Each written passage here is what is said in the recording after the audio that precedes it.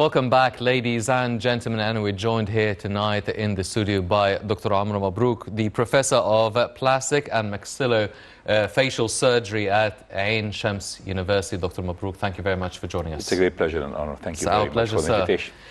Dr. Mabrouk, first of all, the initiative that was launched on June 25th, 100 Healthy Days.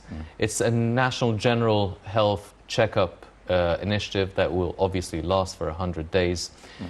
Before we start about the services and the specifics of such an initiative, what is the significance and importance of launching such an initiative that really should be a normal procedure for any citizen to do a regular health checkup? But we understand that maybe in Egypt we're not used to this culturally, but what is the significance of the timing of launching this initiative? Well, I believe it's part of the initiative the President has done before, which is the 100 million health, or the aim for reaching 100 million of the Egyptian population. Now they are almost on 105.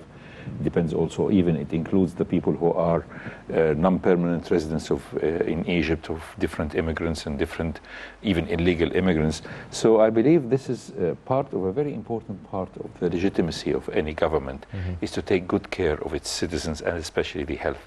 And a healthy population is a population that is strong and capable of pursuing a strong career and helping to increase the progress not only of the community but the country as a whole, and even with a country like Egypt having the importance, it's a geographical position, it's an importance that will act as a sort of pulling the whole train of progress in the Middle East should be from Egypt. So if you have a healthy population, we already have a very young population, and a lot of people would say that the Egyptian population is one of the youngest in the world, and it's a very strong power.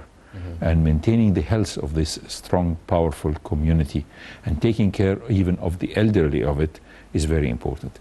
We know, of course, that the health or the life expectancy of the Egyptians have increased by years, and it has increased, almost reaching 74 in females and 73 in males.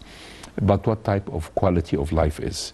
In the 60s, we have seen the progress in the medical care that happened by the health unit, by the central hospitals, and where people started to take the pill of the diabetes control or the pill of the blood pressure, and they started to take it in the wrong way.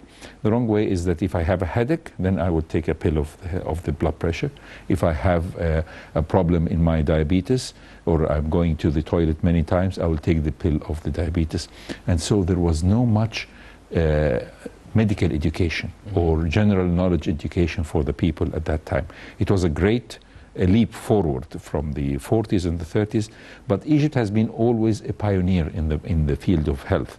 And we know that even in the medieval period, and why don't we go even further backwards in the pharaonic Egypt, we know that Egypt has had a very strong medical school that started in Memphis, which is used to be the capital of Egypt in the Old Kingdom. And imagine the Old Kingdom.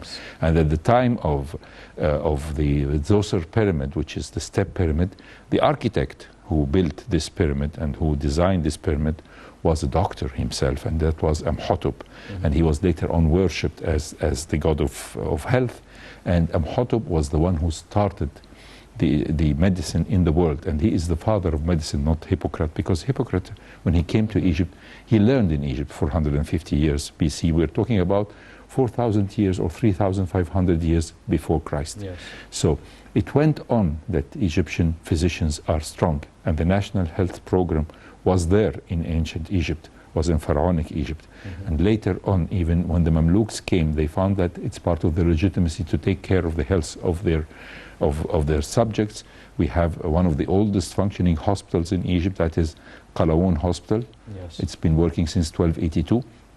So when President Sisi came and started to take care of good health, he's following the footsteps of great Egyptians that did this. And this is very important, to work on the 100 million people, not just a part of the population, to give them the proper health care that they deserve. Yes. Ladies and gentlemen, as Dr. Mabrouk has mentioned, it is actually not a recent initiative or a certain direction that the country is taking. It's almost prehistoric, the attention given by the Egyptian state to its people. Let's check out this report regarding more initiatives that even preceded the 100 Healthy Days, and we'll be right back.